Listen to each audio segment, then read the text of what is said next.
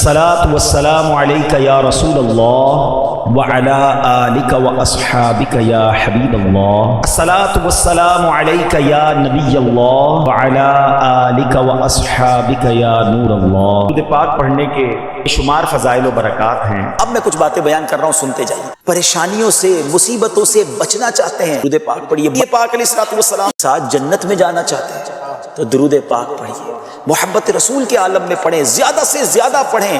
آپ یقین کریں، اگر آپ برڈن میں ہیں، آپ ٹینشن میں ہیں، آپ پرابلم میں ہیں، آپ درود پڑھیں. اپنی آنکھوں سے آپ دیکھیں گے آپ کا برڈن ریلیز ہو رہا ہے، آپ کی صحت ٹھیک ہو رہی ہے، آپ کی پرابلم سالو ہو رہی ہے. درود پاک آپ کی مشکلوں کو لے جائے گا، ختم ہو جائیں گی.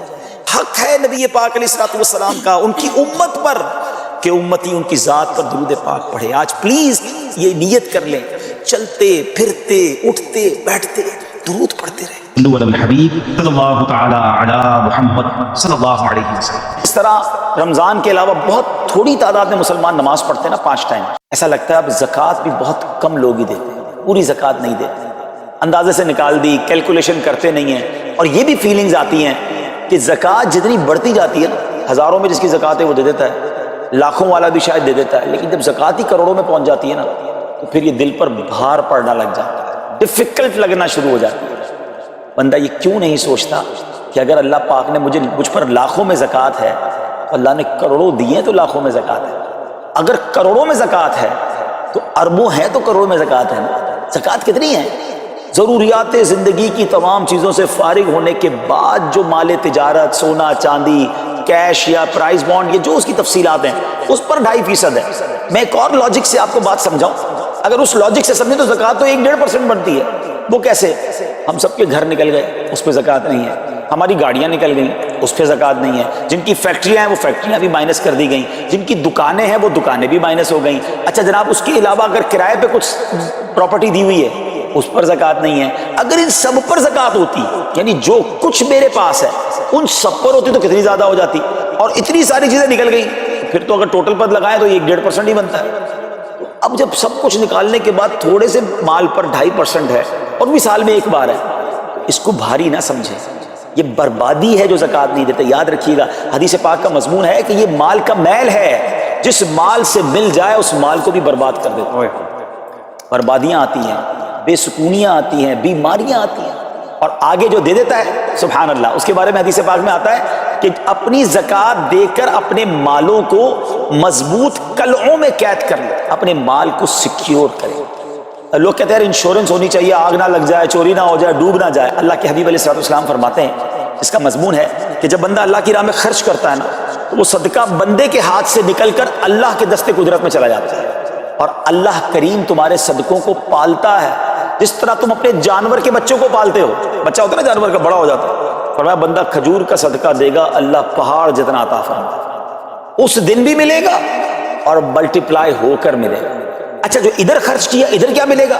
ادھر بھی نبی پاک علیہ الصلوۃ والسلام فرماتے ہیں، جس کا مضمون ہے میں قسم کھا کر کہتا ہوں، یعنی نبی پاک تو جو فرمائے حق ہے. اس حدیث میں تو آقا علیہ الصلوۃ والسلام قسم اٹھا رہے ہیں. میں قسم کھا کر کہتا ہوں کہ اللہ کی راہ میں خرچ کرنے سے مال کم نہیں ہوتا، نہ ادھر کم ہونا ہے اور ادھر بھی ملنا ہے. تو پھر تو سودا کتنا نفع والا ہے. اور یہ آپ چیک کر لیں، پوری دنیا میں جہاں مجھے سنا جا رہا ہے کہ جو لوگ پوری زکوٰۃ دیتے ہیں نا ان کا مال ملٹیپلائی ہوتا ہے، اگلے سال زیادہ زکوٰۃ دے رہے ہوتے ہیں. زیادہ زکوٰۃ کیسے ہو گئی؟ کیونکہ مال بھی بڑھ گیا. تو ادھر بھی بینیفٹ ہے، ادھر بھی بینیفٹ ہے، نقصان کا سودا ہی نہیں ہے. پھر چاہتے ہو بلاؤں سے بچ جائیں تو روایتوں کا مضمون ہے کہ صدقہ بلا اور بندے کے بیچ میں آ جاتا ہے. بلا اترتی ہے، صدقہ روک لیتا ہے، لڑائی کرتا ہے اس سے، اور بندے پر بلائیں اور پرابلمز اور ڈیفیکلٹیز آنے سے اسے روکتا ہے. اگر چاہتے ہیں کہ برائیوں کے دروازے بند رہیں، چاہتے ہیں کہ بری موت سے بچیں، چاہتے ہیں کہ رزق میں اضافہ ہو، چاہتے ہیں کہ بلاؤں سے بچیں، ادھر بھی مال میں اضافہ ہو، ادھر بھی خزانے ملیں، تو اللہ کی راہ میں دل کھول کر خرچ کریں. اور یہ مہینہ it's the right month for generosity, یہ بہترین مہینہ ہے سخاوت کرنے کا، کیونکہ نبی پاک کا یہ انداز تھا کہ رمضان میں خوب سخاوت فرماتے. تو غریبوں کی مدد کریں، ایسی مدد کریں کہ چہروں پہ مسکراہٹیں آ جائیں، لوگوں کے دسترخوان اچھے ہو جائیں، ان کے گھروں میں بھی کچھ اچھے کھانے پہنچ جائیں. اور اس میں سب سے بہترین طریقہ یہ ہے کہ اپنے غریب رشتہ داروں کو آپ مدد کریں. اگر وہ مستحق ہے نا زکوٰۃ کے تو حق ہے کہ سب سے پہلے اپنے غریب رشتہ داروں کو، پھر زکوٰۃ بچ جائے. عاشقان رسول کی عظیم الشان بڑی تحریک دعوت اسلامی آپ کے سامنے ہے جو دین متین کی خدمت کر رہی ہے۔ جامعۃ المدینہ ہیں، مدرسے ہیں، بچے اور بچیاں عالم بن رہے ہیں، عالمہ بن رہے ہیں، حافظ بن رہے ہیں، ناظرہ قرآن، اور ان سے کوئی فیس بھی نہیں لی جا رہی۔ ہزاروں بچے فری آف کاسٹ ہمارے پاس ایکوموڈیشن رکھے ہوئے ہیں جن کو کھانا پینا رہنا دعوت اسلامی نے دینا ہے۔ آپ ذرا سوچئے یہ امت کی کتنی بڑی خدمت ہے کہ علماء دینا، حافظ قرآن، مسجدوں کے امام یہاں سے پروڈیوس ہوتے ہیں۔ اور پھر آگے چلیں تو دعوت اسلامی نے اسلامک میڈیم اسکول بنائے دارالمدینہ، پھر سال کی 600 کے قریب مسجد دعوت اسلامی بناتی ہے۔ میڈیا کے ذریعے جو بے حیائی پھیلائی جا رہی تھی تو مدنی چینل اردو، پھر مدنی چینل انگلش، پھر مدنی چینل بنگلہ۔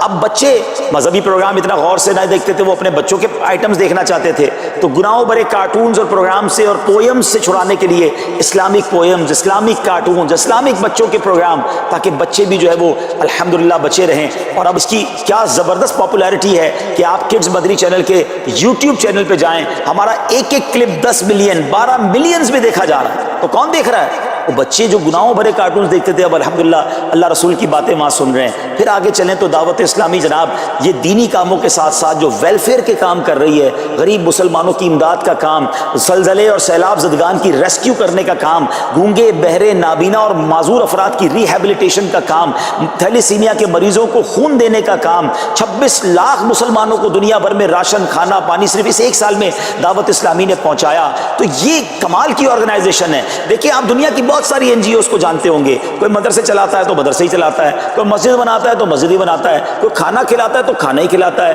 کوئی جناب غریبوں کی مدد تو وہی کام، کوئی ہاسپٹل تو ہاسپٹل۔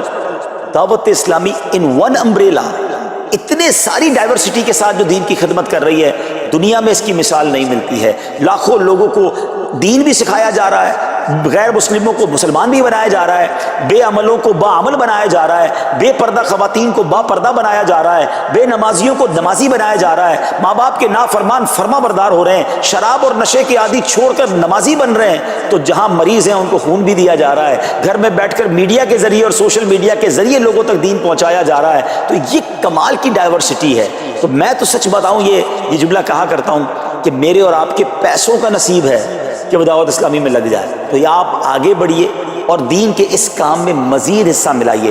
خاص طور پہ فار ایسٹ میں آپ دیکھ لیں، کوریا میں، ہانگ کانگ میں، اور جناب یہ سری لنکا میں، تھائی لینڈ میں، ملیشیا میں، کتنے جاپان میں، کتنے ملکوں میں دعوت اسلامی کام کر رہی ہے اپنی اپنی بساط کے مطابق۔ اور لیکن ابھی مزید ادارے بنانے ہمیں، ان ملکوں میں بھی بنانے، ان ملکوں میں بھی آگے بڑھنا ہے۔ تو اگر آپ بھی چاہتے ہیں کہ میرے آقا کے عشق کا پیغام، سنت رسول کا پیغام، مسلک اعلیٰ حضرت کا پیغام، نبی پاک کے دین کا پیغام پوری دنیا میں پھیلے، تو وی ہیو ٹو سپورٹ دعوت اسلام، نہ صرف فائنینشلی، پریکٹیکلی بھی۔ ہمیں آپ بھی چاہیے، خود حصہ ملائیں نا۔ سیدنا عثمان غنی رضی اللہ تعالیٰ عنہ نے صرف مال نہیں دیا تھا، آپ پریکٹیکلی بھی نبی پاک کے ساتھ شریک ہوتے تھے نا۔ تو آپ اپنے عطیات بھی دیں، اور دنیا کے جن ملکوں میں آپ مجھے سن رہے ہیں وہ دعوت اسلامی والوں کے دستوں بازو بنے۔ کمزوری کہاں نہیں ہوتی، ہاں ہمارے گھر میں کمزوری ہوتی ہے، ہم سب مل کر کام کریں گے تو کمزوریاں بھی دور ہوں گی اور ترقی آ جائے گی، اور ہمیں اس کا ثواب بھی ملے گا۔ تو آج میں دنیا بھر میں جہاں مجھے دیکھ رہے ہیں، پلیز اچھی نیتیں کریں۔ اچھا ایک بات اور سن لیں، ہم بعض اوقات کیا سوچتے ہیں کہ ہمارے ملک کا خرچہ مثال کے طور پہ $20,000 وہ ہم لوگوں نے کر لیا، اب اور چندے کی کیا ضرورت ہے؟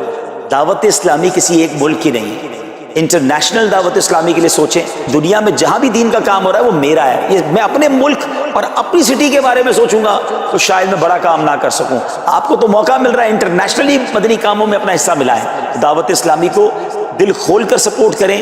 ہم انشاءاللہ جتنے عطیات بڑھیں گے انشاءاللہ مزید مدنی کام بڑھانے کا ارادہ رکھتے ہیں۔